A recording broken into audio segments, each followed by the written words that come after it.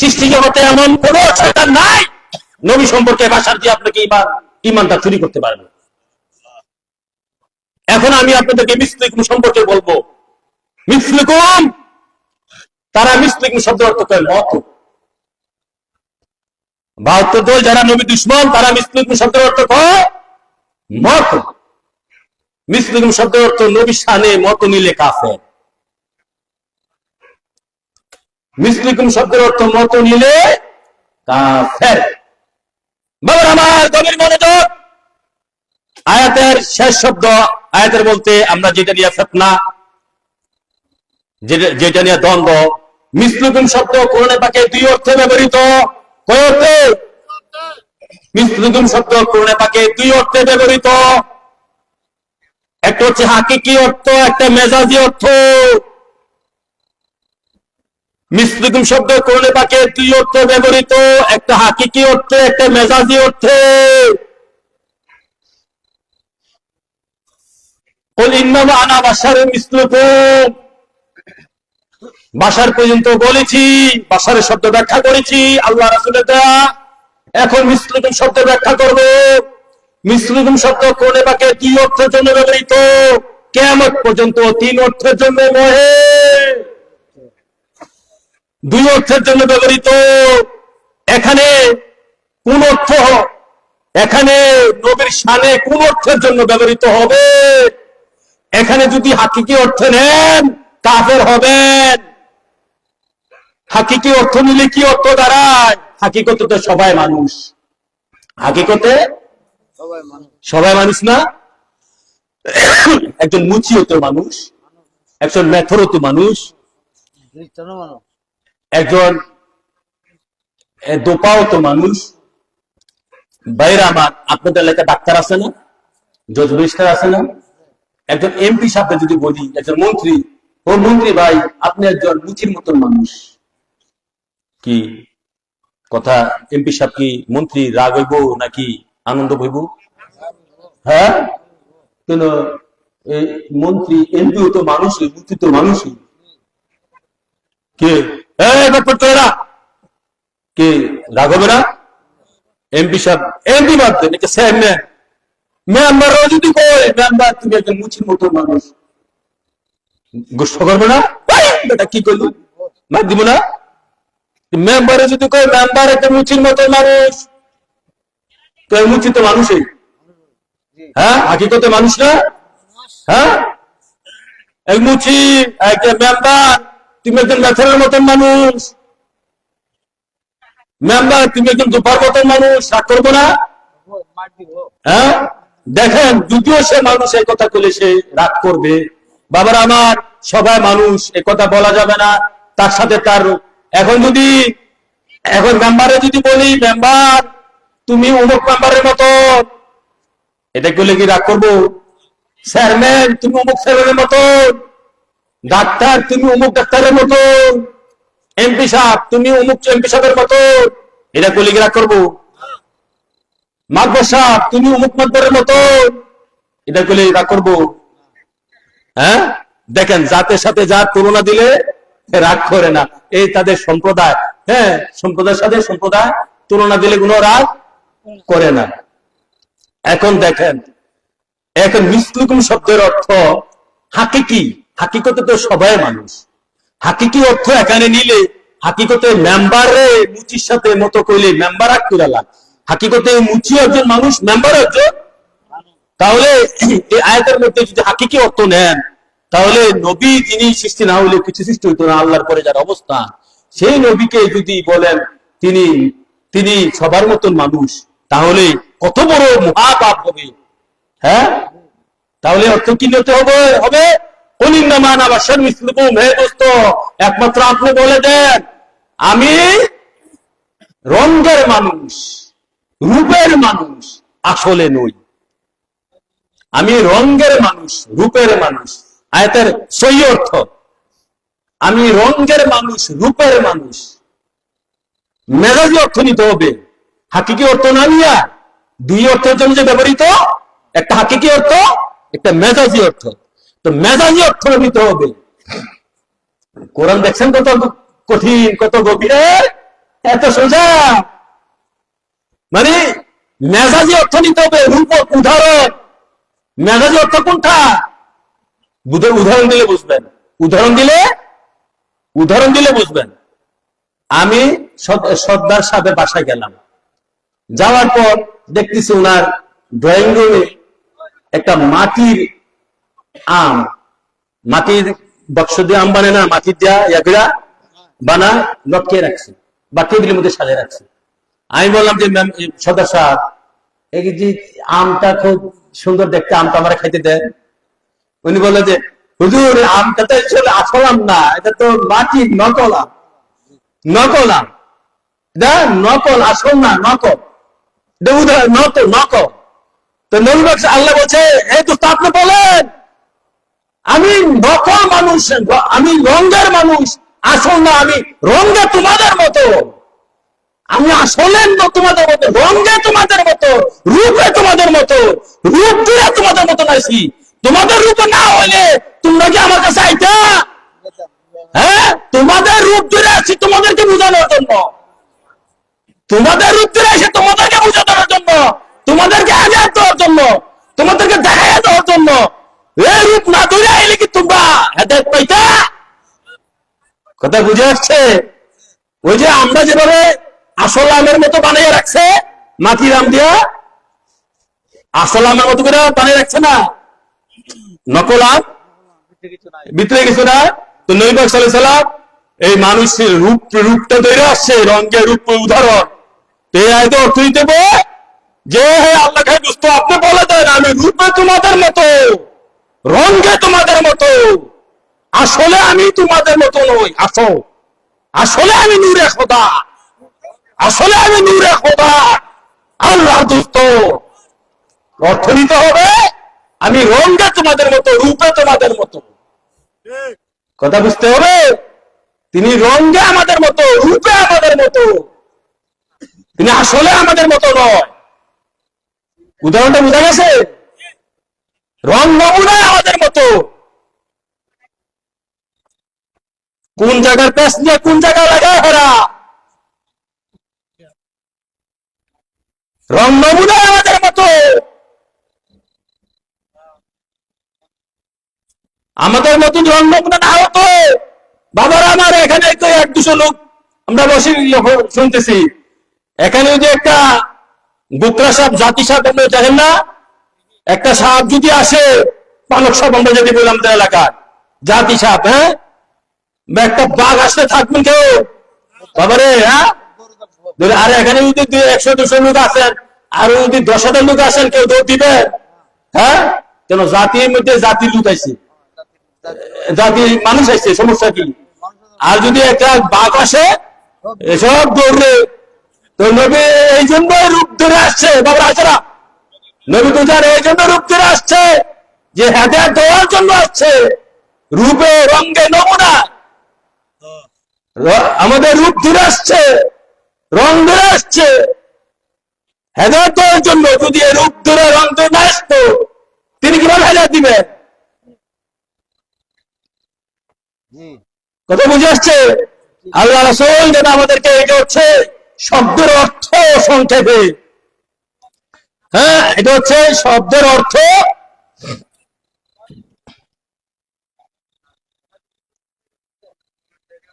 দেখেন, আমরা নবীকে যদি মত, এখন মত বললে দেখেন আরো কি লাগে, এখন মত নিয়ে ব্যাখ্যা করি।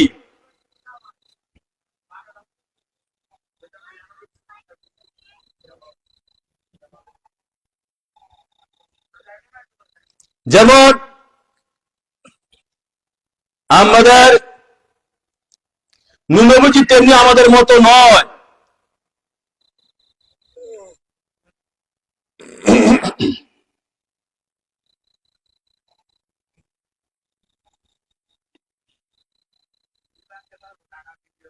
আমরা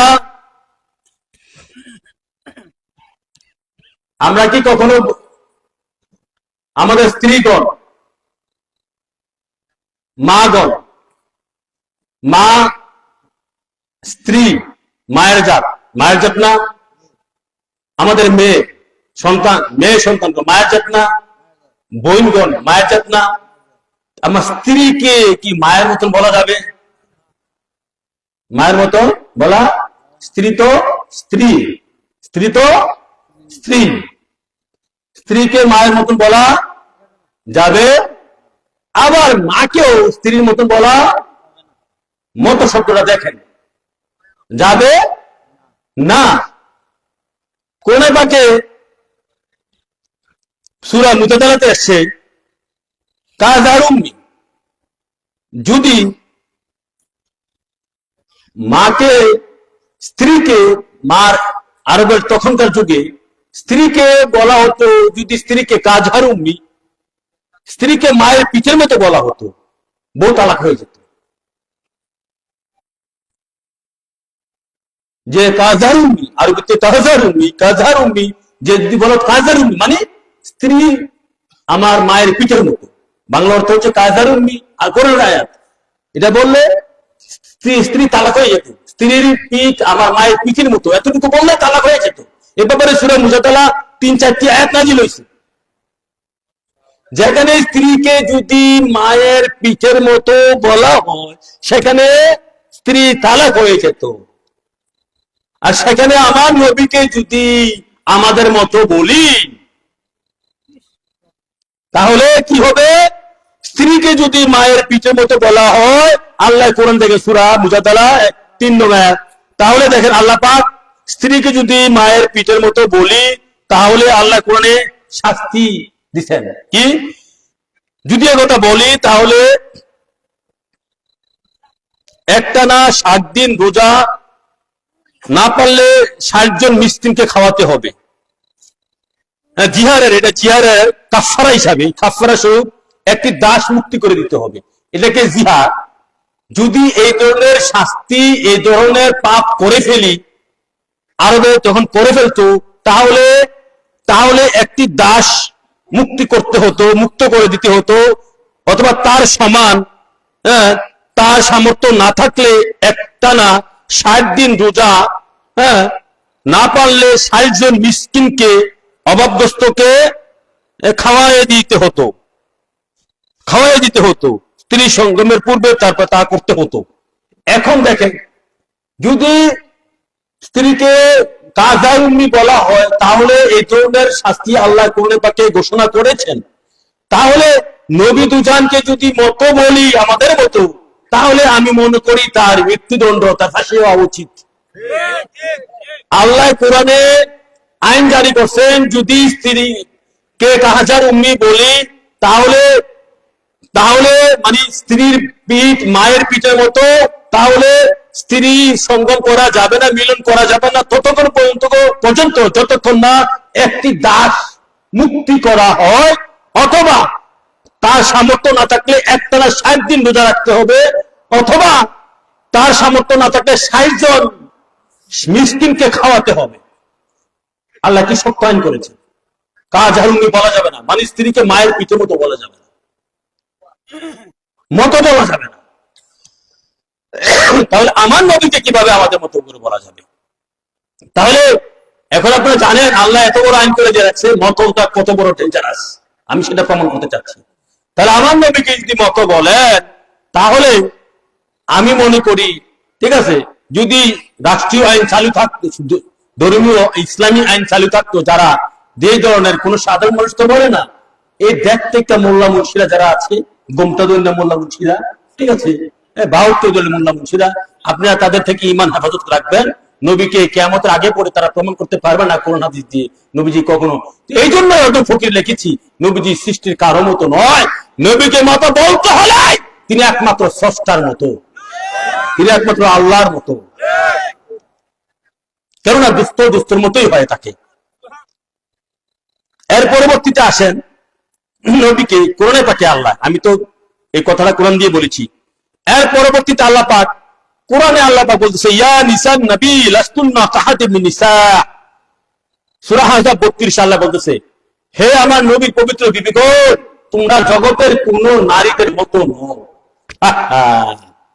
যেখানে আমার নবীর পবিত্র বিবিগণকে আল্লাহ জগতের কোন নারী ঘরের মতো নয়, সেখানে আমার নবী কিভাবে? নবীর বিবিগণ তারা তো নবী না, তারা তো নূরের তৈরি, তারা জগতের কোন নারীর মতো। আল্লাহ কোরআনে দেখছেন আল্লাহ কিভাবে খেলা রেখেছে। জগতের নবীর বিবিগণকে জগতের কোন নারীর সাথে আল্লাহ তুলনা দিছে আলাদা। আর যে নবী না হইলে আমার নবীর বিবি হওয়ার কারণে তারা জগতের কোন নারীর সাথে আল্লাহ কোরআনে কইছে, সেটা আল্লাহ সেভাবে বলছে। দেখেন আল্লাহ কিভাবে মাইকটা দিছে, সেভাবে বলছে। নবীদের বিবি দিয়া সেভাবে আল্লাহ নবীটা তুলে ধরছে, নবীদের বিবির বিষয়টা দিয়া নবীটা তুলে ধরছে। ইয়া নিসা নবী লাস্তুন্না কাহাতিম মিন নিসা, হে নবীর বিবিগণ তোমরা জগতের কোন নারীদের মতো নও। তাহলে নবীর অবস্থান কোথায় বলা যাবে? নবীকে সৃষ্টি জগতের নবী তো কোন মানুষের মতো নয়, তিনি কোন অলির মতো নয়, তিনি কোন নবীর মতো নয়। নবীকে যদি কোনো মতো বলতে হয় তিনি স্বয়ং আল্লাহর মতন হয়, মনে রাখতে হবে। তারপর এখানে শেষ করে আসেন, নবীজির বিবিগণ উম্মতের মা। কোরআনে আল্লাহর ফতুয়া, ওয়া আজওয়াজুহু উম্মাহাতুহুম, আল্লাহর ফতুয়া দিয়েছে কোরআনে সূরা আযহাব 6 নম্বর আয়াতে। নবীর বিবিগণ হচ্ছেন উম্মতের মা। তো উম্মতের মা যদি হয়, ওয়া হুয়া আবুল্লাহ, সূরা তাফসীর ইবনে মাজারিতে এসেছে। তাফসীর ইবনে মাজারি বলছে, অতিরিক্ত উনি বাইরে বলছেন, উনি কেরাতের সিস্টেমটা বলছেন। ওয়া হুয়া আবুল্লাহ, কোন এক সাহাবী এই কেরাতটা এভাবে পাঠ করতেন, ওয়া হুয়া আবুল্লাহ, নবী হচ্ছেন উম্মতের পিতা। এটা তো স্বাভাবিকভাবে বোঝা যায়, নবীর বিবিগণ যদি উম্মতের মা হয় আর নবী হচ্ছেন উম্মতের পিতা, তো তিনি মতো কিভাবে হন? তিনি তো শুধু উম্মতের পিতা না, তিনি তো সমস্ত নবীগণেরও পিতা। হ্যাঁ, তাহলে তিনি মতো নয়, তিনি কুল কায়নাতে পিতা, তিনি আল্লাহর দুস্থ হাবিব, তিনি নূরে খোদা, নূরে মুজাসসাম, আসায় মাওলা তাজদারি মদিনা সাইয়েদনা মুহাম্মদ মুস্তাফা সাল্লাল্লাহু তাআলা আলাইহি ওয়াসাল্লাম। তারপরে আসেন আল্লাহ পাক কোরআনে সূরা আহজাব 53 নম্বর আয়াতে বলছে, ওয়ালা আন তানকিহু আজওয়াজাহু মিন বাদি আবাদা, হে দুনিয়ার মানুষ তোমরা কেউ আমার দুস্থের বিবিগণকে পরবর্তীতে বিবাহ করতে পারবা না। কেননা নবী কোনো বড় ভাই নয়, নবী হচ্ছে উম্মতের পিতা, নবীর বিবিগণ উম্মতের মা। মাকে কি বিবাহ করা যায়? হ্যাঁ, ওই যে আল হাদিসরা কয় নবীর কি বড় ভাই বলে, জোরে বলেন না।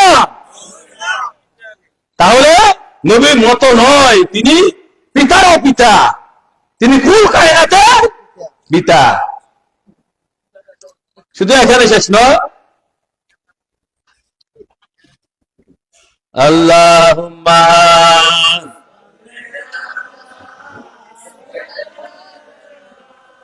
মাওলানা মুহাম্মদ ওয়া আলা আলিহি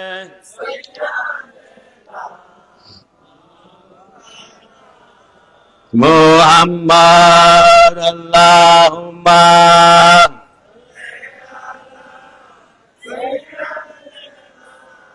মাওলানা মুহাম্মদ ওয়া আলা আলিহি।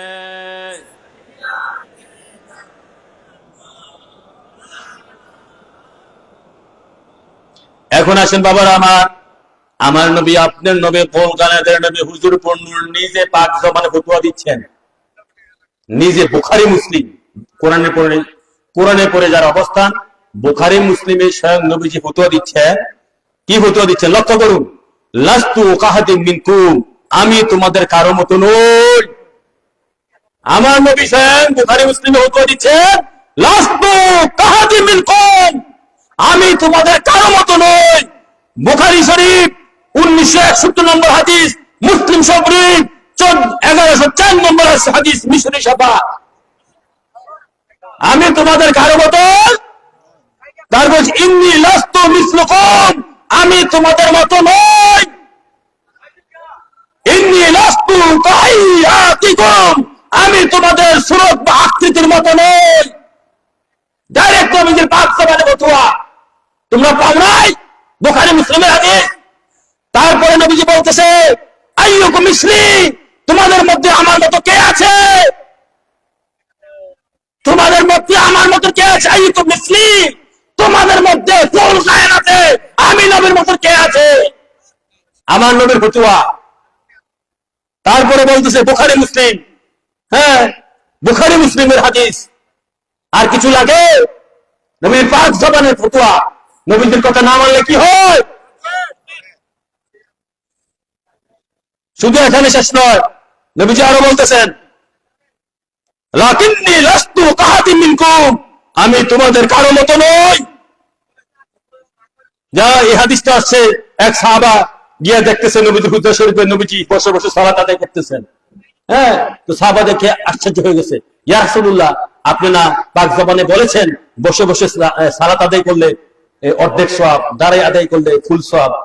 তো নবীজি বলতেছে এটা তো তোমাদের ক্ষেত্রে, এটা তো আমাদের ক্ষেত্রে নয়। কেননা লাকিন্নী লাস্তু কাহাদিন মিনকুম, আমি তো তোমাদের মতো নই। আমি তো তোমাদের মতো। দেখছেন, নবীজি নিজে ক্লিয়ার করে দিয়ে গেছেন, আমি তোমাদের মতো নই। তিনি তো বুখারী মুসলিমে বলে গেছেন আমি তোমাদের মতো নই।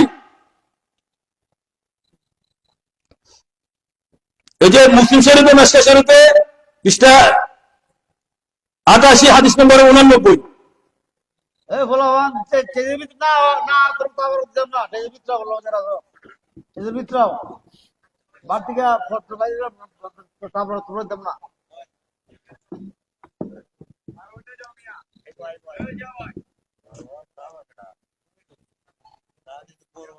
এই বাবারা ডিস্টার্ব করে না।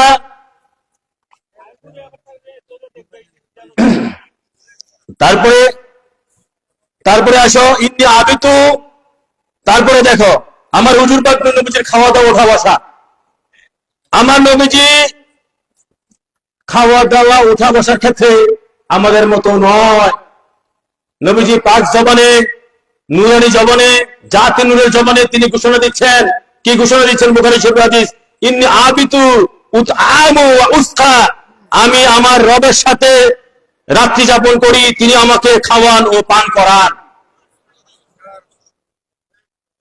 আমার নবী পাক বলতেছেন আমি আমার রবের সাথে উঠা বসা করি, তিনি আমাকে খাওয়ান পান করান। তো তার নবীজি আমাদের মতো? হ্যাঁ, কিয়ামতের আগে পরে কেউ প্রমাণ করতে পারবে? শুধু এখানে শেষ নয়, তারপরে আরো আছে ইন্নী আবিতুলি মুতঈমুন ইউতঈমুনি ওয়া সাকা ইউসকিনি, অর্থ আমি এমন ভাবে আমার প্রভুর সাথে রাত্রি যাপন করি যে তিনি আমাকে পানাহার করান, আহার করান, পান করান। আল্লাহু আকবার। ইয়া রাসূলুল্লাহ, আল্লাহর সৃষ্টি জগতে কেউ আছে আল্লাহর সাথে রাত্রি যাপন করেন, আল্লাহর সাথে পানাহার করা? হ্যাঁ, যদিও আমাদেরকে রিজিক দেন আল্লাহ ওইভাবে, আল্লাহর সাথে খাস ভাবে। এই হাদিস আমার নবীজি পাক জবানে বলেছেন, বুখারী মুসলিমের হাদিস। নবী যারা বলতেছেন ইন্নী ইউতঈমুনি রাব্বি ওয়া ইউসকিনি, আমি আমার প্রভুর সাথে রাত্রি যাপন করি, আমার প্রভু আমাকে খাওয়ান ও পান করান। বুখারী হাদিস নম্বর 1823, 1828, মুসলিম মেশকাতে আসছে হাদিস নম্বর 90। আল্লাহু আকবার। ইয়া রাসূলুল্লাহ, শুধু এখানে শেষ নয়, আরো আছেন।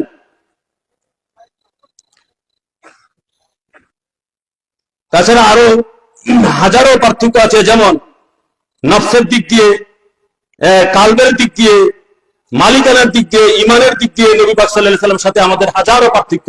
এমন একটা সাইড নাই নবীজি আমাদের সাথে মিল আছে মতো বলা যাবে। নবীকে আমাদের সাথে এমন একটা সাইড তুলনা করতে পারবে না। নবীজির উপর যাকাত ফরজ না, কিন্তু আমাদের সামর্থ্যবানদের উপর জাকাত ফরজ। আমরা জাকাত খেতে পারি, নূহ নবীজি তা থেকে পবিত্র, নূহ নবীজির সম্পদের ওয়ারিস হয় না, নূহ নবীজির সম্পদের ওয়ারিস হয় না। আমাদের হয় নূহ নবীজি কারোর জন্য বিবাহ হারাম করে দিতে পারেন, যেমন মাওলা আলী শেরেফদের উপর তিনি মা ফাতেমাতুজ জোহরা জীবিত থাকা অবস্থায় তার উপর বিবাহ হারাম করে দিয়েছেন। তো এভাবে প্রতিটি ক্ষেত্রেই নবীর সাথে আমাদের পার্থক্য আছে। আমরা অতএব নবীজি আমাদের মতো নয়। মুসলিম শব্দের ব্যাখ্যা করতে গেলে একটা বই হবে, ইনশাআল্লাহ ওয়া রাসূলি। মুসলিম শব্দ ব্যাখ্যা করতে গেলে একটা বই হবে, আল্লাহ রাসূলের দয়া।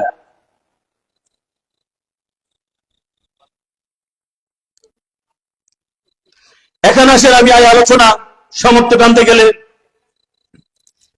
যে শাহ আব্দুল আজিজ মুহাদ্দিস দেহলভী সূরা আদ-দুহার তাফসীর হতে সামান্য কয়েকটি, হুজুর পাক সামনে ও পিছনে, নবী পাক সাল্লাল্লাহু আলাইহি ওয়াসাল্লাম যে আমাদের মতো নয়, আমি কয়েকটা নূহ নবীজির মুজিজা শরীফ প্রমাণ দেহ মুবারকে এই অদম ফকির নবী পাক সাল্লাল্লাহু আলাইহি ওয়াসাল্লাম সৃষ্টির কারো মতো নয়, একমাত্র আল্লাহর মতন হয়। প্রায় 5 খন্ড লেখা শেষ, 1 খন্ড তো বের হয়েছে, আপনারা অনেকে পেয়েছেন। প্রথম খন্ড বের হয়েছে, প্রথম খন্ড আউয়াল থেকে শুরু করে মা আমানা পর্যন্ত 1 খন্ড শেষ। এরপরে পঞ্চম খন্ড লিখেছি নূহ নবীজির মুজিজা শরীফ, চতুর্থ খন্ড হয়েছে নূহ নবীজির দেহ মুবারকের হাকিকত। মুফতি সাহেব, নূহ নবীজির দেহ মুবারকের হাকিকত, সেটা যদি বের করতে পারি আল্লাহ রাসূল দয়া, প্রায় হাতের লেখা 700 কি 750 পৃষ্ঠা হাতের লেখা। তো নূহ নবীর দেহ মুবারকের হাকিকত যদি আপনারা জানেন, তিনি যে আসলে কি, আল্লাহ এটা কি বানাইছে, একমাত্র আল্লাহ পাকে জানে। নবীজি কি একমাত্র আল্লাহ পাকে, যেমন অনেক কাছে আল্লাহ সুন্দর করে বলেছেন এগুলা। মোহাম্মদ মুস্তাফা কি জিনিস একমাত্র আল্লাহ পাকে জানেন, আর আল্লাহ পাক কি জিনিস একমাত্র মোহাম্মদ মুস্তাফা জানেন। তো নবী পাক সাল্লাল্লাহু আলাইহি ওয়াসাল্লামের কিছুটা যে তিনি মত নন, কিভাবে মত বাবারা, একটা জিনিস মিলে কেউ দেখাতে পারবে না। বুখারী শরীফের একটা হাদিস আছে, নূহ নবীজি একটা চুল মুবারককে সাহাবাকেরামরা জান ও মালের চেয়ে 7 আসমান 7 জমিনের চেয়ে সবচেয়ে বেশি প্রিয় মনে করতেন একটা চুল মুবারককে। কেন? তারা এদেরকে মাটির তৈরি চুল মুবারক মনে করতেন? এটাকে আগুন ফানি মাটি বাতাসের সৃষ্টি মনে করতেন? নূহ নবীজির একটা চুল মুবারক 7 আসমান 7 জমিনের চেয়ে বেশি সাহাবারা মনে করতেন, কারণ এটা আল্লাহর জাতের চুল মুবারক। 7 আসমান 7 জমিন একদিকে, সাহাবার কাছে একটা চুল মুবারক সবচেয়ে বেশি এক দামি ছিল। কারণটা কি? তারা কাছ থেকে দেখেছেন, সে বুঝেছেন, চিনেছেন নবী দুজনের হাকিকত। যারা নূহ নবীজির রক্ত মোবারক পান করেছেন, থুতু মোবারক পান করেছেন, প্রস্রাব মোবারক পান করেছেন, হ্যাঁ, তারা দেখেছেন আসলে এটা তো যার প্রতীক্ষা সারা দুনিয়া ছিল, তারা হাতের কাছে পেয়েছেন। এই জন্য সাহাবাদের মান, সত্যের মাপকাঠি তারা, হ্যাঁ, সত্যের মাপকাঠি তারা। এই কারণে, হ্যাঁ, তাদেরকে বাদ দিয়ে কেউ সত্য পথে পাবে না, নবী চিনতে পারবে না, নবীকে চিনতে কেউ পারবে না সাহাবীদেরকে বাদ দিয়ে। সাহাবারা নবীর সাথে প্রেমের খেলা খেলেছেন, প্রতিটা সাহাবীদের মধ্যে নবীর প্রেমের গান পাওয়া যায়। তদ্রূপ আহলে বায়ত বাদ দিয়েও নবী পাওয়া যাবে না। সাহাবীদেরকে, আহলে বায়তকে সর্বভাবে ভালোবেসে নবীর কাছে যেতে হবে। আর বর্তমানে যারা শুধু আহলে বায়তের প্রেম কথা বলে সাহাবীকে বাদ দিয়ে নবীর মায়া কান্না দেখাচ্ছে, নবী প্রেমের মায়া কান্না দেখাতে চায়, পাবে না, কিয়ামতের আগে পরে নবী পাবে না। কথা বুঝে আসছে? তো তাহলে আমি বলতে চাচ্ছি যে হুজুর পাক নবীজির কিছু মুজিজা শরীফ দেহ মুবারকের শাহ আব্দুল আজিজ মুহাদ্দিস দেহলভী সূরা আদ-দুহার তাফসীর হতে সামান্য কয়েকটি, হুজুর পাক সামনে পিছনে সমভাবে দেখতেন। হুজুর পাক নবী নূরে খোদা সাল্লাল্লাহু আলাইহি সাল্লাম সামনে পিছনে সমভাবে দেখতেন, রাতে অন্ধকারে এরূপ দেখতেন, আলোতে যেরূপ দেখতেন সাল্লাল্লাহু আলাইহি সাল্লাম। এ ব্যাপারে বুখারী মুসলিমে অনেক হাদিস আছে, সিয়াসিতে শরীফ অনেক হাদিস আছে, দলিল আছে। আমি দলিলের দিকে যাচ্ছি না। তারপরে আসেন 2 নম্বরে নূর নবীজি। তাহলে আমাদের মানুষের মধ্যে কেউ আছে সামনে পিছে সমভাবে দেখে? হ্যাঁ, আল্লাহ তো নবীকে বানাইছে সেভাবে। আমাদের ওলি আল্লাহরা তো সাধন ভোজনের পরে হ্যাঁ অনেক গায়েব জানে, আল্লাহ জানায়, নবীজি জানায়, সেটা ভিন্ন বিষয়, সেটা ভিন্ন বিষয়। কিন্তু নবী গোলাম হইয়া না দেখে, নবীজির গোলাম হওয়ার পর তারপরে কিছু কিছু দেখে, কিছু কিছু জানায়। তারপরে দেখেন 2 নম্বরে নূর নবীজির দেহ মুবারক সৃষ্টির মধ্যে শ্রেষ্ঠতম। 3 নম্বরে নূর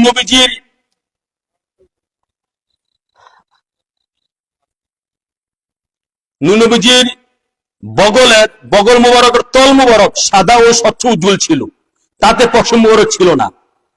আর আমরা যারা মানব জাতি, আমাদের বগল কালো পশম থাকে, তাই না, দুর্গন্ধ ভরপুর। নূর নবীজির বগল মুবারক তল মুবারক পশম মুবারক ছিল না, নূরের আলো ঝলমল করত, সুঘ্রাণ করত। সাহাবারা সেখান থেকে মেশকে আম্বরের গ্রানের এবং সেখান থেকে তারা সংগ্রহ করত। তারপরে 4 নম্বরে নূর নবীজির কণ্ঠ আয়াত মুবারক কাছের ও দূরের লোকের সম্ভাবে শুনতেন। নূর নবীজির কণ্ঠের আওয়াজ মুবারক, আমরা এখন মাইক ব্যবহার করি, আমার হুজুর পাক নূর নবীজির আওয়াজ 10 লোকের সামনে যেভাবে শুনতো, 50 পিছনে যারা ছিল তারাও সমভাবে শুনতো। কথা বুঝতে পারছেন? সমভাবে শুনতো। হ্যাঁ, এবং 5 পিছনের লোক যেভাবে শুনতো নবীজির আওয়াজ, পিছন দিক দিয়া 100 পিছনে লোক সমভাবে শুনতো। তারপরে নূর নবীজির কখনো স্বপ্নদোষ হয়নি। স্বপ্নদোষ শয়তানের কারণে হয়। আমার নবী, আপনার নবী, কুল কায়নাতের নবীর স্বপ্নদোষ কখনো হয়নি। এখানে আরো অনেক রহস্য আছে। নূর নবীজির লজ্জাস্থান মুবারক মা আয়েশা সিদ্দিকা কখনো দেখে নাই। শুধু তা না, নূর নবী যখন জমিনে আগমন করেছেন তখনও দাইবারও তার লজ্জাস্থান মুবারক কখনো দেখে নাই। আসলে তিনি কে, এটা একমাত্র আল্লাহ পাক জানেন। কথা বুঝে আসছে? এখানে রহস্য শেষ নাই। যারা নবীকে নিয়ে গবেষণা করবে, ওই যে মুহাম্মদ রাসূলের দেহ মুবারক হাকিকত ওই বই মধ্যে পাবেন। নবী পাক সাল্লাল্লাহু আলাইহি ওয়াসাল্লাম, আমি প্রমাণ করতে চেয়েছি, নবী পাক সাল্লাল্লাহু আলাইহি ওয়াসাল্লাম দেহ মুবারক হচ্ছে নূরে মুহাম্মদ সাল্লাল্লাহু আলাইহি ওয়াসাল্লামের রূহ মুবারক। নবীজির দেহ মুবারকটাই নূরে মুহাম্মদ সাল্লাল্লাহু আলাইহি ওয়াসাল্লামের রূহ মুবারক। আমি সুন্দর করে ওখানে বিস্তর দলিল দিয়ে প্রমাণ করেছি। এটি জাতি মুবারকের রূহ মুবারক, রূহে আজম। দেহটা আছেন আমরা বলি, এটাই রূহ আজম মুবারক, যার ছায়া মুবারক ছিল না। দেহ হলে তো ছায়া থাকবে, এটাই রূহ আজম মুবারক। বিভিন্ন আঙ্গিকে গবেষণা আছে। নূর নবীজির প্রস্রাব মুবারক, পায়খানা মুবারক জমিনের উপরে কেউ কখনো দেখেনি। নূর নবীজির প্রস্রাব মুবারক, পায়খানা মুবারক জমিনের উপরে কেউ কখনো দেখেনি। আমাদের মানুষের মধ্যে কেউ আছে? এরকম কেউ আছে? তাহলে নবীজি কোন মানুষের মতো? তিনি কার মতো? নবীকে যদি বলতে হয় মতো, তাহলে একমাত্র তিনি তার দোস্তের মতো। মনে থাকে যেন। আমার হুজুর পাক নবীজি সাল্লাল্লাহু আলাইহি সাল্লাম পাথরের উপরে পা মুবারক রাখলে তাতে ছাপ সমূহের দাগ পড়ে যেত, পাথর গলে যেত। তিনি যদি কাদার উপরে হাঁটতেন তখন কাদার মধ্যে দাগ লাগতো না, আর পাথরের উপরে হাঁটলে পাথর গলে পাথরের উপরে পা মুবারকের দাগ লেগে যেত। আল্লাহু আকবার, ইয়া রাসূলুল্লাহ। শুধু এখানে শেষ নয়, নূর নবীজির ছায়া মুবারক বর্ণনা আরো, শুধু এখানে শেষ নয় বাবারা, এরকম ভাবে কুড়ি কুড়ি আছে। শুধু আরেকটা মুদিদা সবাই বলি, নবী পাক সাল্লাল্লাহু আলাইহি সাল্লামের কাছে যখন মজলিসে থাকতেন, তখন যদি নবীজির মজলিসে যদি কোনো লম্বা লোক আসতেন, লম্বা লোক যখন আসতেন, তখন নূর নবীজির দেহ মুবারক অত লম্বা হয়ে যেত। কি বুঝলেন? আমি নূর নবীজির দেহ মুবারক যে রূহে আজম মুবারক, সেটা প্রমাণ করতে গিয়ে আমি এই হাদিসটা বেশি টেনেছি যে নূর নবীজি যখন মজলিসে, যখন ধরেন বড় একটা লম্বা লোক আসছে, আগমন করছে, তো নূর নবীজি হচ্ছে লম্বা, তখন নূর নবীজি কে লম্বা দেখাইতো, মানে অত নবীজি লম্বা হয়ে যেতেন। হ্যাঁ, অর্থে নবীকে লম্বা দেখাইতো। তাহলে নবীজি তখন কিভাবে বৃদ্ধি পেত? অটো নবীজি বৃদ্ধি বড় হয়ে যেত, নবীকে লম্বা দেখাইতো। এটা কিভাবে সম্ভব? তাহলে এই বৃদ্ধিটা কিভাবে হইতেন? তিনি যদি আগুন পানি মাটি বাতাসে হইতেন, এই বৃদ্ধিটা বড়টা অটো কিভাবে হইতেন? জিব্রাইল যদি হইতো, জিব্রাইল নবীজির নিচে থাকতো, নবীজি লম্বা, নবীকে লম্বা দেখাইতো। তার অটো তিনি বড় হয়ে যেতেন, তার মানে কি? শুধু তা না, আরেকটা হাদিস আছে, হযরত মাওলা আলী শের কথা নবীজির উপরে কি কারণে উঠছিলেন, ওটার মাওলা আলী বলতেছে, আমার কাছে মনে হয় আমি আসল মৌলাটা আমি লাগল পেয়ে যাবো। নবীজি কাঁধে ওঠার পর মনে হয় যে আমার আকাশটা ছুঁই ছুঁই অবস্থা, হ্যাঁ, আমি লাগল পেয়ে যাব, আমি সব ধরে আমি ওখান থেকে নিয়ে আসতে পারবো, এত উঠাতে আমি উঠে গেছি। তাহলে বাবার, আমার ভাইয়েরা আমার, আল্লাহর সৃষ্টি জগতের সমস্ত রহস্যের রহস্য হচ্ছে আমার হুজুর পাক নবীজি, নবীজির দেহ মোবারক। সেই নবীজিকে যদি মত বলে, সে নবীর সাথে জর্রা পরিমাণ বেয়াদবি করেন, আপনার ঈমান আর থাকে না, আপনার মুসলমানিত্ব আর থাকে, আপনার নমাজ রোজা জুব্বা পাঞ্জাবি কোনো কাজে, আপনার হজ যাকাত, আপনার এই কুরবানি মাংস খাওয়া দাওয়া সেবা কোনো কাজে। অতএব যত যে যাই করেন, নবীর প্রতি আদব, ইজ্জত, ভালোবাসা, মহাব্বত, নবীর প্রতি প্রাণ, নবীর প্রতি মহাব্বত, এগুলা ঠিক রেখা বাকি সবকিছু করার চেষ্টা করেন।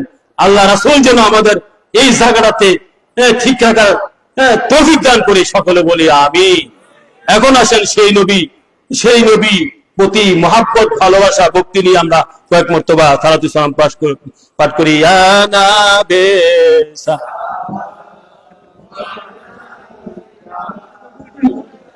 সাল সালাম হা ওয়ালাইকা সালামাতু আন্তা সামসুন আন্তা বাদরুন আন্তা নূরুন ফাওকা নূর আন্তা ইকসিরু ওয়াগালি আন্তা মিজবাহু সুদুরি ইয়া নাবি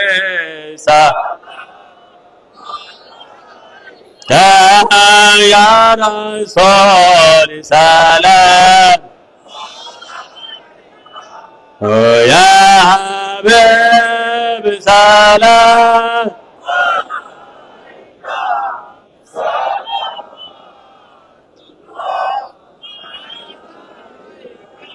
मुस्तफा जाने ना को सलाम शम्अ बज में सलाम मुस्तफा जाने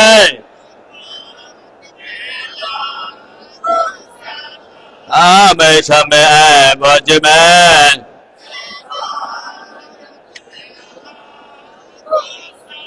गौसुल आजम इमाम मुत्तक़न का जलवा ये शान क़द्र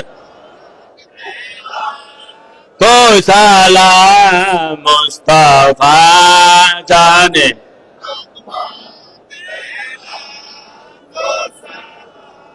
शम्अ बज में दायत पे ला मुस्तफा जाने हम शम्अ बज में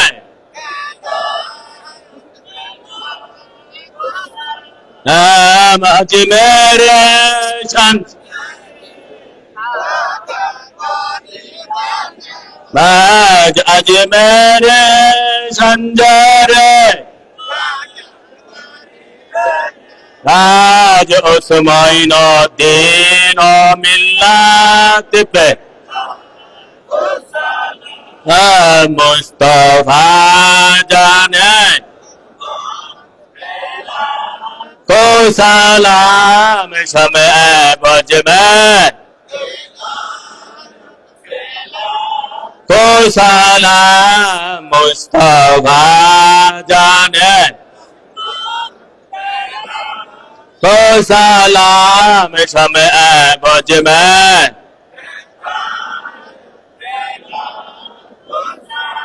आप करेला को सलाम आप करेला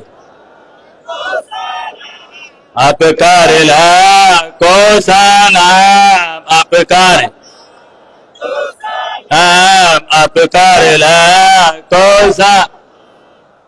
करेला को दुरूद तुम पर रसूल अकबर दुरूद तुम पर सलातु रब्बी अला मोहम्मद सलातु रब्बी अला मदीना की चाँद हजारों सलाम मदीना की चाँद लाखों सलाम मदीना की चाँद करोड़ों सलाम मदीना की चाँद बहुत सलाम बलगलुना बिकुमाली कशफ दुजा बिजुमाली असनत जमियो किसवाले सल्लु अलैहि वालिहि बलगलुना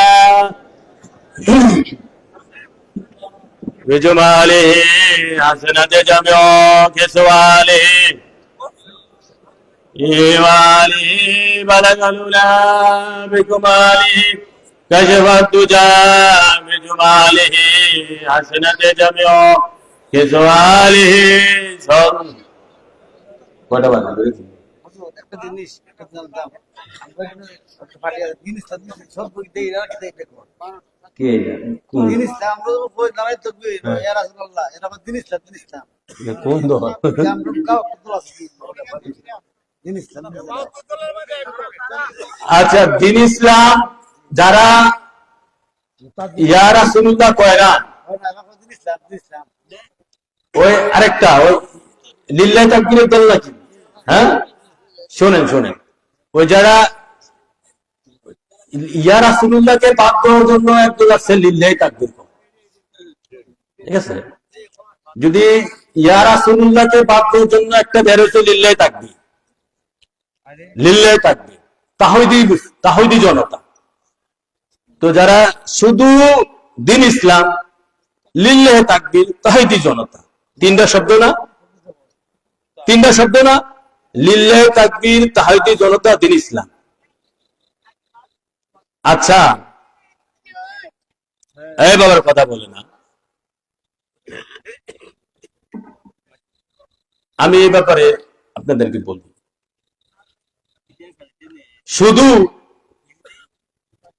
শুধু লা ইলাহা ইল্লাল্লাহ পড়লে কি ইমানদার হইব মুসলিম হইব একটা হিন্দুরে যদি বা একটা খ্রিস্টানরে যদি কয় আমি মুসলমান হয়া কিভাবে মুসলমান বানাইবেন তো কলমা পড়াতে হবে না নাকি বলে যে মসজিদে নামাজ পড়ো নাবি বলবে যে তৌহিদি জনতা মুসলমান হয়ে গেছে কইব যে দিন ইসলাম কও মুসলমান হয়ে যাব লিল্লাহি তাকবীর মুসলমান হয়ে যাব তারে সিস্টেম হচ্ছে ইসলামের শরীয়তে তালিম হচ্ছে তাকে কলমে তাহিদ বা কলমে তাইয়্যিবা তালিম দিতে হবে তাই না তাকে কলমে তাইয়্যিবা তালিম দিয়ে মুসলমান বানাইতে হবে ইমানদার মুসলমান তো এই সিস্টেমটা কি উজু করে আসো গোসল করে আসো উজু তো বুঝবো না গোসল করে আসো গোসল করে এসে আমাদের এখানে মুফতি সাহেব আছেন ইমাম সাহেব আছেন কাবার দিকে বসে তাকে লা ইলাহা ইল্লাল্লাহু মুহাম্মাদুর রাসূলুল্লাহ তালিম দিবে সে হিন্দু লোকটা বা খ্রিস্টান লোকটা যদি বলে শুধু বললো লা ইলাহা ইল্লাল্লাহ লা ইলাহা ইল্লাল্লাহ আর বলে না বা মুখ দিয়ে আসে না তাকে কি মুসলমান ফতোয়া দেওয়া যাবে নীল আকাশের নিচে কিয়ামতের আগে পড়ে কেউ ফতোয়া দিতে পারবে নীল আকাশের নিচে উপরে জমিনের নিচে জমিনের উপরে ফতোয়া নাই আমি কোরআন থেকে দলিল দিই যদি লা ইলাহা ইল্লাল্লাহ মুসলমান হয়ে যায় সর্বপ্রথম মুসলমান হবে শয়তান মাকরুম শয়তান কোরআনে পাকে সূরা হাশর 16 নম্বর আয়াত লুট করেন 12 নম্বর ইন্নী আখাফুল্লাহ রাব্বুল আলামিন শয়তান বলতেছে ইন্নী আখাফুল্লাহ আমি আল্লাহকে ভয় করি রাব্বুল আলামিন যিনি সমস্ত আলামের রব আল্লাহ মানা হইছে নি লা ইলাহা ইল্লাল্লাহ মানা হইছে নি ইন্নী আখাফুল্লাহ, এক আল্লাহ সে মানছে আখাফুল্লাহ, নাকি আমি বউ আল্লাহ কইছি? আখাফুল্লাহ মানে এক আল্লাহ না, ইন্নী আখাফুল্লাহ, সে এক আল্লাহকে ভয় করে। রব্বুল আলামিন, সমস্ত আলমের রব আল্লাহকে মানছে, এক আল্লাহ মানছে শয়তান। আমি ইজ্জতিটা আল্লাহকে ইজ্জত করে এই এরকম আমি গবেষণা করে দেখি 2 বার। তাহলে শয়তান কি মুসলমান? শয়তান মুসলমান হয়? আমি তো এখানে গবেষণা করে দেখেছি, সর্বপ্রথম শয়তান আদম আলাইহিস সালামকে বলেছে আদমকে শয়তান আদম সফুল্লাহকে সর্বপ্রথম বাশার বলে গালি দিয়েছে। অতএব মুহাম্মদ রাসূলুল্লাহ না বলা পর্যন্ত অন্তঃকরণে সে কখনো মুসলমান হবে না। অতএব যে ব্যক্তি মুহাম্মদ রাসূলের পক্ষে না আসবে, ইয়া রাসূলের পক্ষে না আসবে, ইয়া মুহাম্মদ রাসূলের পক্ষে না আসবে, নবীজির পক্ষে না আসবে, ইয়া রাসূলের সুন্নাত না আসবে, সে কখনো খাঁটি মুসলমান হইতে পারে না। অতএব লিল্লাহি তাকবীর, আল্লাহু আকবার, দ্বীন ইসলাম, তৌহিদি জনতা কোনো কাজে আসবে না। তারা সহি মুসলমান নয়, খাঁটি মুসলমান নয়। তারাই খাঁটি মুসলমান যারা মুহাম্মদ রাসূলুল্লাহকে মানে, মুহাম্মদ রাসূলুল্লাহর পক্ষে, ইয়া রাসূলুল্লাহর পক্ষে, রাহমাতুল লিল আলামিনের পক্ষে, নবীজির পক্ষে, নবীজিকে জান ও মালের চেয়ে বেশি ভালোবাসে, নবীকে আল্লাহর দোস্ত হিসাবে মানে। তারাই হচ্ছে খাঁটি মুসলমান। মুসলমান 2 প্রকার, একটা হচ্ছে ফাসিকি, একটা সাদিকি, একটা মুনাফিক মুসলমান, একটা ঈমানদার মুসলমান। এখন যারা শুধু লিল্লাহি তাকবীর, দ্বীন ইসলাম, শুধু দ্বীন ইসলাম, শুধু তৌহিদি জনতা, তারা মুনাফিক মুসলমান, তারা মুনাফিক মুসলমান।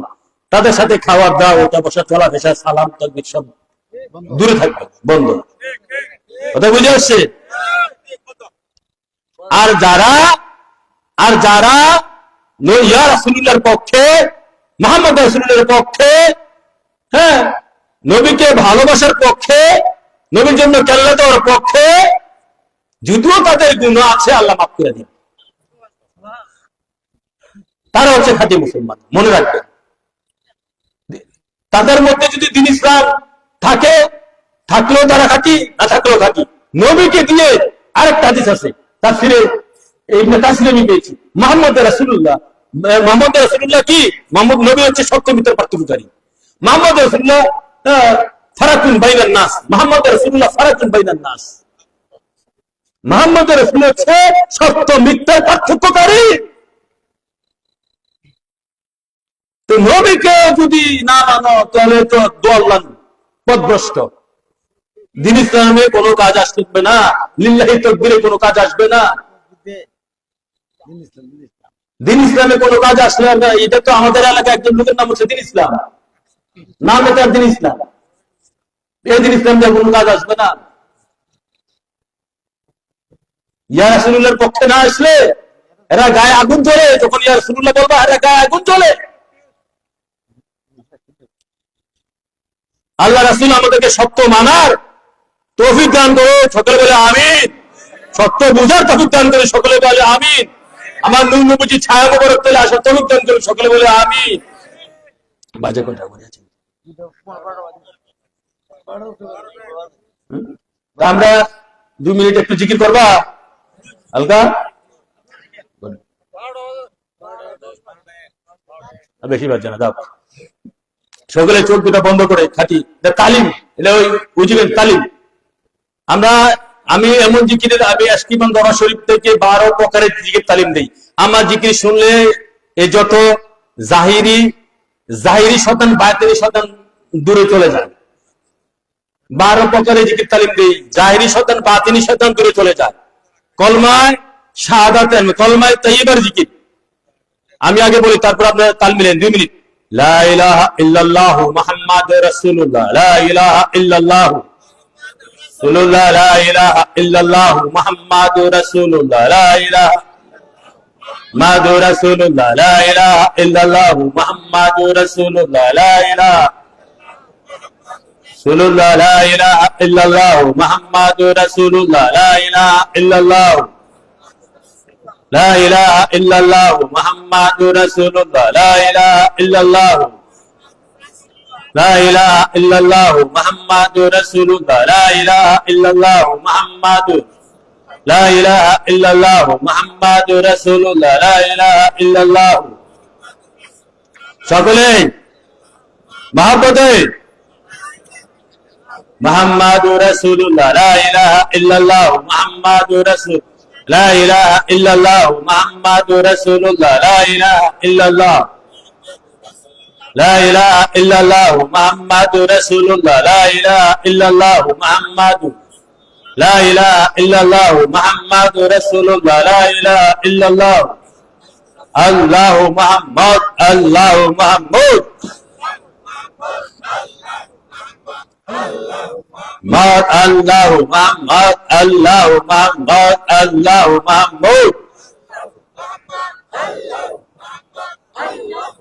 Muhammad Allah Muhammad Allah Muhammad Allah Muhammad Allah Muhammad Allah Muhammad Allah Muhammad Allah Muhammad Allah Muhammad Allah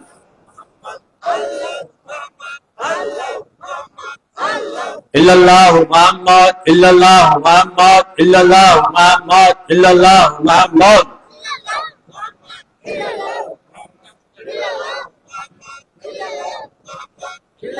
Muhammad illallah Muhammad illallah Muhammad illallah Muhammad illallah illallah Muhammad illallah Muhammad illallah Muhammad illallah Muhammad illallah Muhammad illallah Muhammad illallah Muhammad illallah Muhammad illallah Muhammad illallah Muhammad illallah Muhammad illallah Muhammad illallah Muhammad hasbi rabbi jallallah ma fi qalbi la nur Muhammad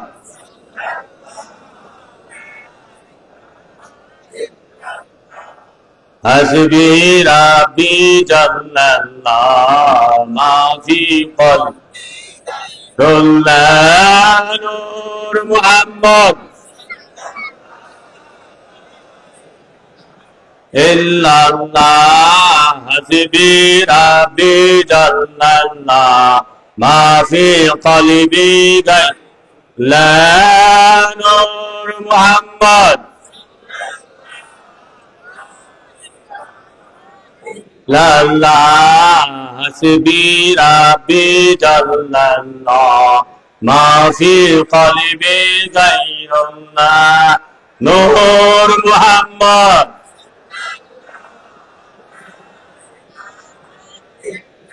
antal hadi antal haq laysal di illahu antal hadi antal haq ليس الهادي إلا هو أنت الهادي أنت الحق ليس الهادي إلا هو أنت الهادي أنت الحق ليس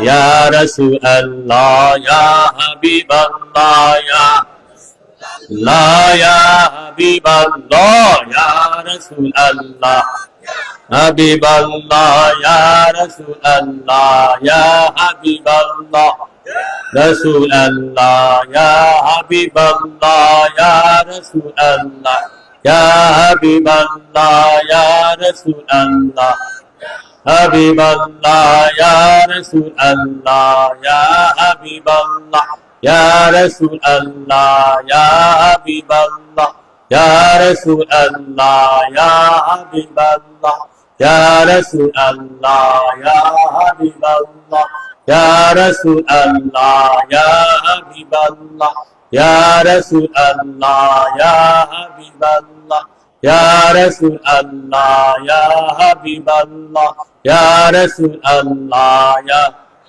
বিহাক্কি লা ইলাহা ইল্লাল্লাহ মুহাম্মাদুর রাসূলুল্লাহ সাল্লাল্লাহু আলাইহি ওয়াসাল্লাম।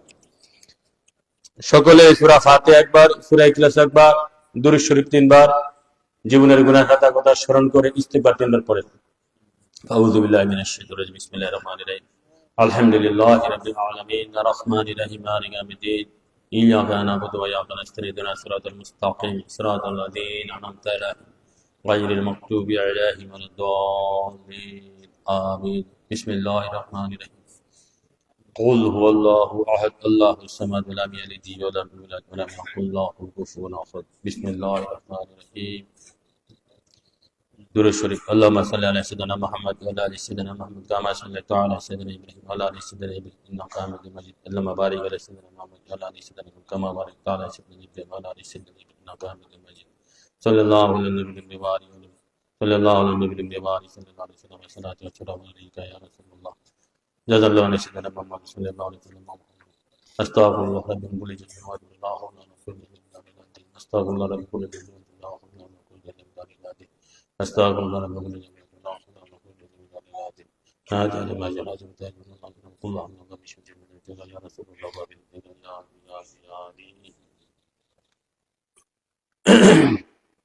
اللهم امين الصلاة والسلام عليك يا رسول الله وعلى آلك صحابيك يا حبيب الله الصلاة والسلام عليك يا نبي الله وعلى آلك صحابيك يا نور الله الصلاة والسلام عليك يا آل بيان الصلاة والسلام عليك يا خلفاء الراشدين الصلاة والسلام عليك يا بدر هدى كربلاء الشهداء الصلاة والسلام عليك يا صحابة أجمعين الصلاة والسلام عليك يا تابع تابعين الصلاة والسلام عليك يا إمام آدم أبو حنيفة الصلاة والسلام عليك يا غوث العظم غوث الله برق عبد القادر الجيلاني شيخ الله الصلاة والسلام عليك يا خجاج بن شنجر بن الچشتي رضي الله تعالى عنه الصلاة والسلام عليك يا على حضرت أحمد رضا بن غجر رضي الله تعالى عنه الصلاة والسلام عليك يا مجدد جمال رجبات بن رضي الله تعالى عنه الصلاة والسلام عليك يا شاه مستن عبد الرشيد بيشكون رضي الله تعالى عنه হে আল্লাহ রাসূল ভিক্ষুক বেশে ভিখারি সেজে হাত তুলল আপনার ধারে ভিক্ষা দেন ভিক্ষুকে ভিক্ষা না দিয়ে খালি হাতে ফিরাইয়া দিও না আদম ফকি বান্দাদেরকে হে আল্লাহ রাসূল ভিক্ষুক বেশে হাত তুলল আপনার ধারে ভিক্ষা দেন ভিক্ষুকে ভিক্ষা না দিয়ে খালি হাতে ফিরাইয়া দিও না হে আদম ফকি বান্দাদেরকে হে আল্লাহ রাসূল ঈমানের ভিক্ষা চাই হে আল্লাহ রাসূল ঈমানের ভিক্ষা চাই এমন ঈমানদার আশিকুল্লাহ বান্দা বানিয়ে দেন যে ঈমানদারকে দুজকের আগুন ভয় করবে হে আল্লাহ রাসূল এমন ঈমানদার আশিকুল্লাহ বান্দা বানিয়ে দেন যে ঈমানদারকে জন্য বেহেশতের হুজুরমান পাগল থাকবে হে আল্লাহ রাসূল বেহেশতের ভয়ে দুজকের আল্লাহ রাসূল বেহেশতের লোভে দুজকের ভয়ে আপনার গোলামি করি না শুধু আপনার নবীর প্রেমে পড়ে আপনার নবীর সন্তুষ্টির আশায় আপনার গোলামি করছি আপনি কবুল আর মঞ্জুর করুন হে আল্লাহ রাসূল বিশেষ করে আপনার এই আজকের এই ওয়াজের মাহফিল আপনি কবুল আর মঞ্জুর করুন হে আল্লাহ রাসূল আজকের এই ইমানি ওয়াজ নসিহত ইমানি তাওয়াজ্জুকে আপনি কবুল আর মঞ্জুর করুন হে আল্লাহ রাসূল বিশেষ করে আজকের এই যে আলোচনা হয়েছে তা মানুষের অন্তরে বসায়া দেন হে আল্লাহ রাসূল মানুষকে দুনিয়ামুখী বাদ দিয়ে আখিরাত মুখী আপনি নবীর মুখী করে দেন হে আল্লাহ রাসূল মানুষের অন্তরে আপনি প্রেম ভালোবাসা বসায়া দেন হে আল্লাহ রাসূল মানুষের অন্তরে শয়তানি বাদ দিয়ে আপনি নবীর প্রেম ভালোবাসা বসায়া দেন হে আল্লাহ রাসূল আপনি মানুষের অন্তরে যাবেন হে আল্লাহ রাসূল মানুষকে আপনি কি দিয়ে বানাইছেন আপনি জানেন এ আল্লাহ রসুল মানুষকে দুনিয়া মুখে বাদ দিয়ে আপনি আখিরাত মুখী করে দেন, মানুষকে ইমানের মুখে করে দেন, নবীজি আপনি প্রেমের মুখী করে দেন। এ আল্লাহ রসুল মানুষকে কোরআন হাদিসের মুখী করে দেন, সহি হাদিস মুখী করে দেন, কোরআন হাদিসের মুখী করে দেন। আল্লাহ রসুল মানুষের বাতিল মুখী বাদ দিয়ে আল্লাহ রসুল প্রেমের মুখী করে দেন। হে আল্লাহ রসুল, ইয়া রাসূলুল্লাহ, আজকের হক বয়ান মানুষের জন্য অন্তরে বসাইয়া দেন। হে আল্লাহ রসুল মানুষের প্রেম ভালোবাসা অন্তরে বসাইয়া দেন। হে আল্লাহ রসুলের মানুষকে এই মাহফিলে কবুল আর মঞ্জুর করুন। হে আল্লাহ রসুল মানুষকে প্রেমের দিকে মানুষকে আহ্বান করছি, মানুষকে প্রেমের দিকে ধাবিত করুন। আল্লাহ রসুলের প্রেমের দিকে ধাবিত করুন, নবীজির প্রেমের দিকে ধাবিত করুন। হে আল্লাহ রসুল মানুষকে লাহ থেকে, নফসে আম্মারা থেকে বা মুক্ত করে দেন, নফসের লাহম্মা থেকে মুক্ত করে দেন, মানুষকে নফসে মুতমাইন্নার দিকে ধাবিত করেন, নফসে মুতমাইন্নার দিকে ধাবিত করেন। হে আল্লাহ রসুল আপনার পাক ও সাইসের দ্বারা ভিক্ষা চাই। আল্লাহ রসুল অনেকে দোয়া চেয়েছে, আল্লাহ রসুল অনেকেই যারা ন্যায় বাসনা নিয়ে এসেছে, সৎ উদ্দেশ্য নিয়ে মানে মাহফিলে এসেছে, তাদের অন্তরে আপনি প্রেম ভালোবাসা ঢেলে দেন, আপনি তাওয়াজ্জু প্রেম ভালোবাসা ঢেলে দেন, তাদের অন্তরে সৎ তাসির করে দেন। রাব্বির হামু মাকাম রাব্বায়ানি সগীরা, রাব্বির হামু মাকাম রাব্বায়ানি সগীরা, ربنا آتنا في الدنيا حسنة وفي الآخرة حسنة وقنا عذاب النار وقنا عذابنا من الموت وقنا عذابنا من الكفار وقنا عذابنا من الحشر وقنا عذابنا من الميزان وقنا عذابنا من الخسران। আল্লাহ রাসূল শেষ পরিয়াদ যখন মরণে বিষ্ণু এসে পড়ব, নবী গো আপনি নবী, আপনার চেহারা মুবারক দেখাইয়া, আরে যে নবীজির চেহারা মুবারক দেখলে জীবনের গুনাহ ঝরে নেক হয়ে যায়, যে নবীজির চেহারা মুবারক দেখলে দুজক হারাম হয়ে যায়, যে নবীজির চেহারা মুবারক দেখলে ব্যস্ত ওয়াজিব হয়ে যায়, সেই নবীজির চেহারা মুবারক দেখাইয়া ভালোবাসা লাগাইয়া দুই ঠোঁটে অন্তরে আখির কলমা পড়ে আসবেন, বিহাক্কে লা ইলাহা ইল্লাল্লাহ মুহাম্মাদুর রাসূলুল্লাহ সাল্লাল্লাহু তাআলা আলাইহি ওয়াসাল্লাম।